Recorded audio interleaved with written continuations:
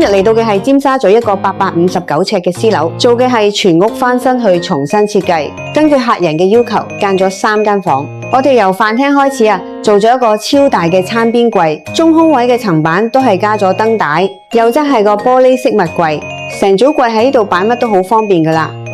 跟住呢度入去就係廚房，做咗 L 型嘅櫥櫃設計，我哋鋁窗都係重新做過，上邊吊櫃加下面地櫃，儲物量超多噶。咁轉過嚟呢邊都係留翻咗個雪櫃位，到時擺翻個雪櫃喺呢度。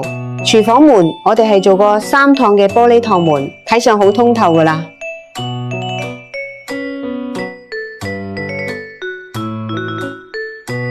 咁呢度 PD 門入去係一個細嘅雜物房，到時可以擺個細嘅洗衣機，上邊層板都係可以收雜物嘅。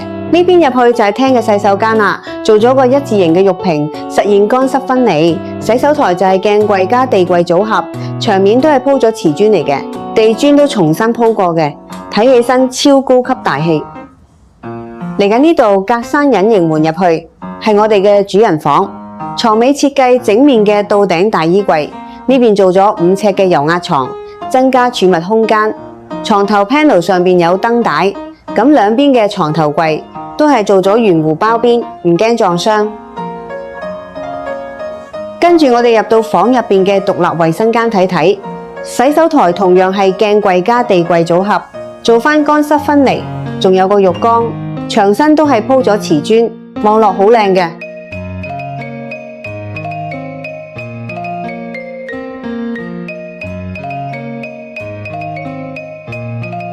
好啦，再嚟睇睇我哋間細房點設計，咁都係做翻4尺床啦，油壓床嚟嘅。呢邊用格柵做個裝飾，我哋嘅書台都有做圓角去包邊嘅。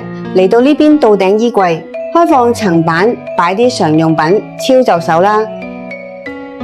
跟住嚟睇我哋嘅工人房，就喺隔籬啊。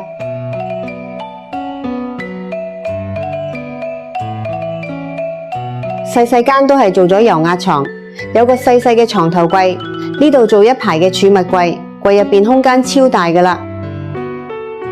呢個單位我哋係做咗全爆嘅，地磚都係鋪翻我哋嘅長條形嘅木紋磚。咁我哋已經做完家私，準備交鎖匙俾個客啦。咁想做裝修、想做設計嘅都可以隨時嚟 PM 我啊。